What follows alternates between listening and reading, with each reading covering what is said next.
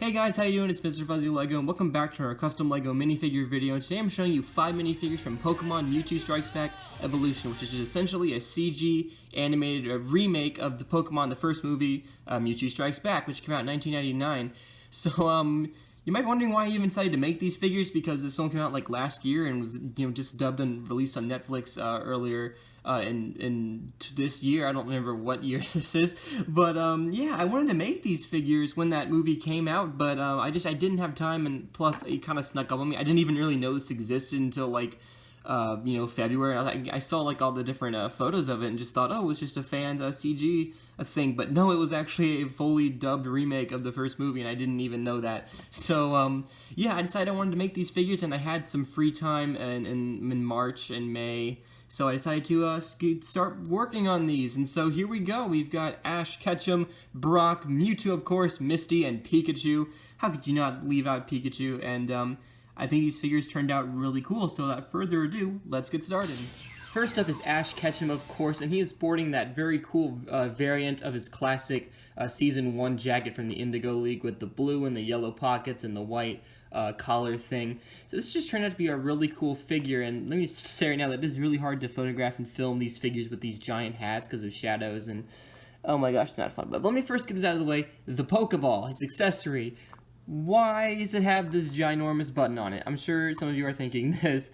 Oh my gosh, that's ridiculous. So I did not want to sculpt a circle or anything. I know it's probably not even really that important, but I wanted to do something kind of unique with this, and so I just used a stem piece. This just came out really weird. There we go. You can also see my fingernail. Cool. I used like the top of an antenna piece or something. I don't know. I just painted that up really fast. Just a Pokeball for him, and yeah, that's it for his accessory. Let's just move on and act like that doesn't exist.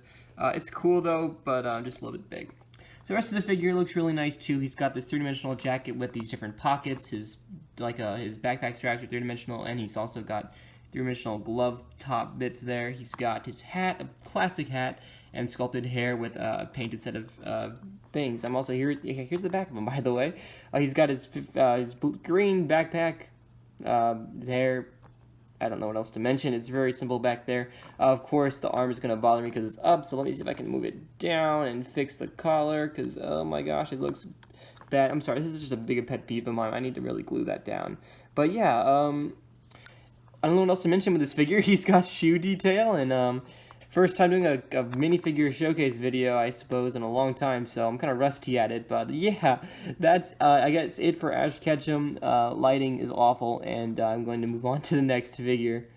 And of course, who could forget Pikachu? What an icon in the earth. This is just really nothing new. I've made dozens of Pikachus over, the course of my time customizing. So one thing I always like to do is compare my figures. So here is Pikachu from Detective Pikachu. Not last year, his hat is breaking apparently, and he's really tiny. Look at him, he's actually smaller than this Pikachu is. So that's Detective Pikachu. And then of course there's also Pikachu from Smash Brothers Ultimate. I keep dropping him. Here he is that I made. His ear is also breaking. Yeah, I didn't actually start gluing down my sculpts until like 2019. So these figures are really old and kind of prone to breakages. But yeah, this is just a very simple, more anime style Pikachu. So he's really fat, as you can see back here. And this is where my problem first comes in, the tail. I made it out of clay, and that was a bad decision. I really should have used like electrical tape that I bunched up or something, because this just makes it look really bad whenever you make sculpted. I mean, it's clean, it's not cracked or anything, but back here you can see like it's gonna annoy me. So next time I make a Pikachu, I will certainly use electrical tape for the tail or something like that. He's got very simple face detailing, and compared to Ash, he's about that tall. So yeah. But I don't know what else to say with Pikachu. He's got some cool different designs in his eyes, and he's got glossy red cheeks, and that's about it. Didn't really do anything else to him, and there's a little bit of glue here. That's annoying. I'm going to stall while I figure out how to remove this. It doesn't matter. I'll remove it in post. That's what most movies do anyway, right? They remove the things. That's it for Pikachu. First up of Ash's traveling companions is, of course, Misty, and I think she came out really good. She's got her red suspenders and her hair with that little piece that comes out of the right, and she's even got her shoes, and just looking at those gives me some severe like paint PTSD, because that was extremely detailed. You can even see that the painting goes into the inside of the legs, and oh my gosh, her shoes just... It's going to give me a heart attack just thinking about it, because, oh my gosh, it was not very fun. But, I mean, probably looks easy to most of you, but that certain day was just not a good day. The paint was all hard, and it was not fun. Anyway, let's get that out of the way first. She's got a painted face, and her red suspenders are, of course, electrical tape with those buckles painted in there. I love the simplistic details of just, like, an oval with a bit of gunmetal painted in the inside, or silver if you prefer that. And it's even got some of those buckles on the same area. I love the way that looks. It's so clean, and you got the triangle piece there, and the diamond like connector for those, and they cross, of course, just like the accurate. She's got her like zigzags on her feet, and there's even to remove her again. She even got painted shoelaces, if you can see those underneath her shoes.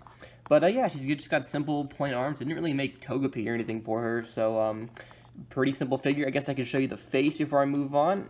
The face is fully painted as always. Got a little bit of paint damage from the hairpiece to the eyebrow, but that's okay. You don't see that. But yeah, very nice painted face. Got a little bit of teeth there. Yeah. And if I didn't mention already, these are of course based off of the renders that were available to me, specifically from the remake on Netflix. There wasn't any really influence from the original anime. So that's about it for Misty. Let's go on to the next minifigure. Next up is Brock, and I think it's kind of funny that these characters really don't do much in the movie, and I still made them anyway. It's something that I do quite often, but still, Brock, he's really cool. I really enjoy his character.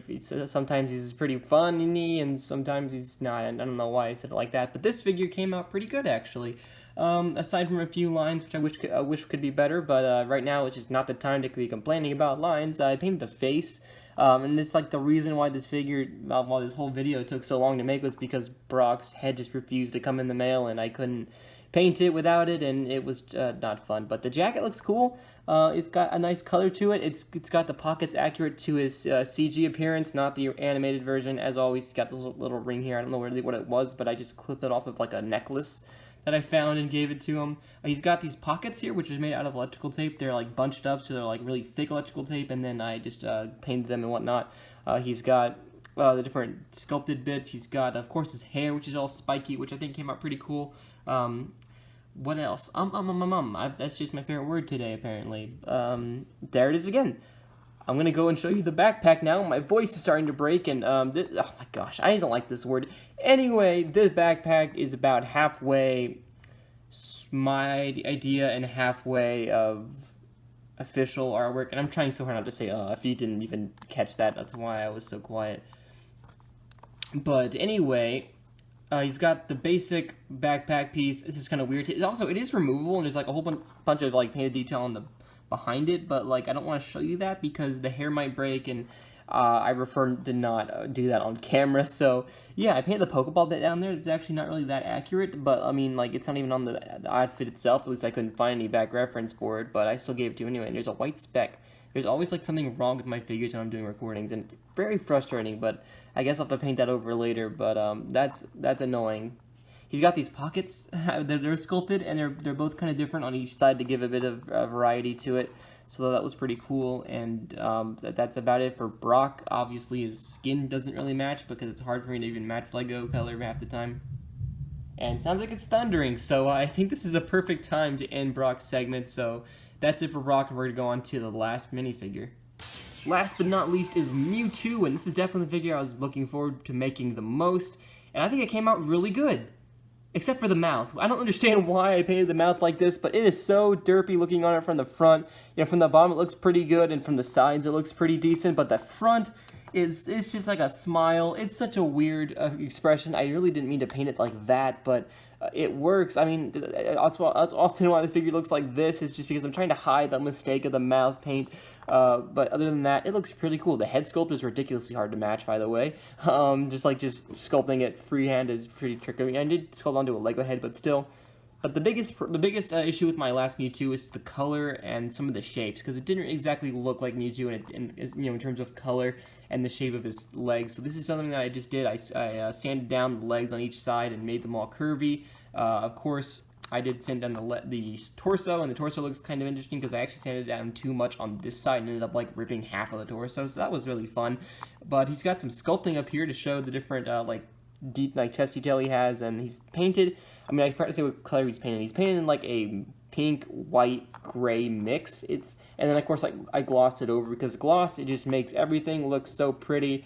And you might have to stop me because I'm kind of glossing too much stuff and it's becoming a problem. The thunder is really loud, so if you hear that, my apologies. I really can't stop weather. I wish I could, but now is not the time.